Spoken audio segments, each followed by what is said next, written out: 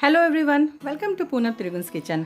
आज मैं आपके साथ शेयर करने जा रही हूँ रायते की रेसिपी। फ्रेंड्स, जब हम एक परफेक्ट इंडियन थाली तैयार करते हैं तो उसमें रायता ज़रूर होता है। कोई भी ओकेशन हो गया, फेस्टिवल हो गया, उसमें बनने वाले अलग अलग डिशेस के साथ रायता तो होता ही है।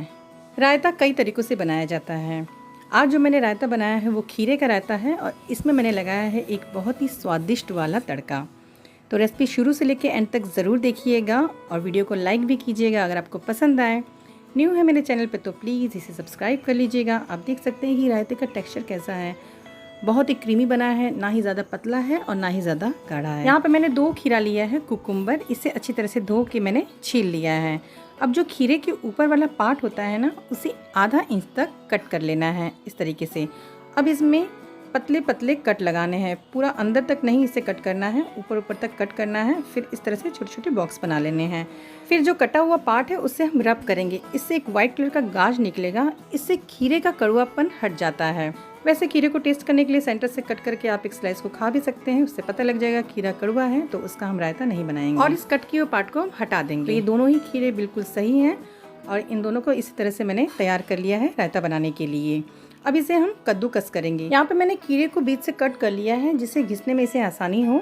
तो ये मोटी वाली जाली है ना, इससे हमने घिसना है और इस तरीके से नहीं, ऐसे घिसना है लंबाई में, ताकि खीरे का जो बीज है वो रायते में ना आए और इसके लंबे स्लाइसेस होंगे तो रायता बहुत ही अच्छा बनके तैयार होगा। यहाँ पे आप देख सकते हैं कि सीड्स को मैंने कद्दूकस नहीं किया है, इसे इस तरह से घिसना है और जब सीड्स आए तो इसे थोड़ा टर्न कर लेना है, फिर कद्दूकस करना है।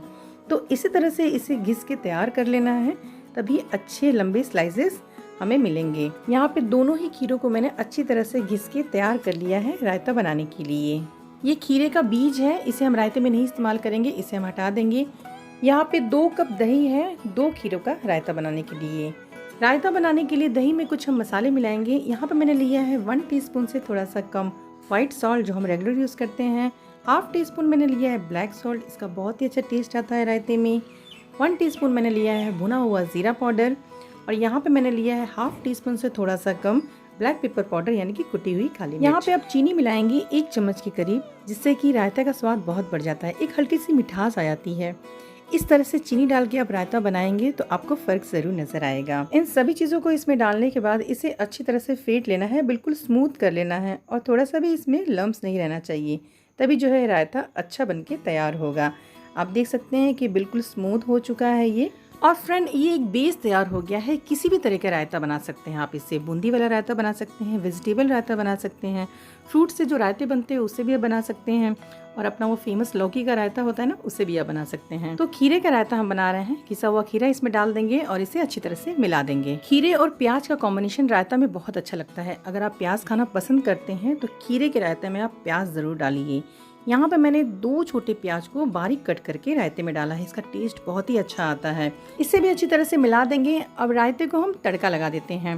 तो तड़का लगाने के लिए मैंने यहाँ पे पैन को गर्म किया है। आप चाहे तो घी से भी तड़का लगा सकते हैं और तेल से भी तड़का लगा सकते हैं। घी का तड़का भी काफ़ी अच्छा लगता है रायते में। तेल जब गर्म हो जाएगा तो मैंने यहाँ पे 1 चम्मच साबुत ज़ीरा डाला है और आधा चम्मच मैं यहाँ पे डालूंगी मस्टर्ड सीड्स। अब यहाँ पे तड़के में मिलाएंगे मूंग की दाल, जिसका स्वाद बहुत ही अच्छा आता है रायते में और बहुत अच्छी खुशबू आती है इसकी और काफ़ी देर तक ये क्रंची भी रहता है। इन सभी चीज़ों को बिल्कुल लो फ्लेम पे फ्राई करना है। अब इसमें मिलाएंगे 2 चुटकी हींग और 3 से 4 बारीक कटी हुई हरी मिर्च को तड़की में मिला देना है।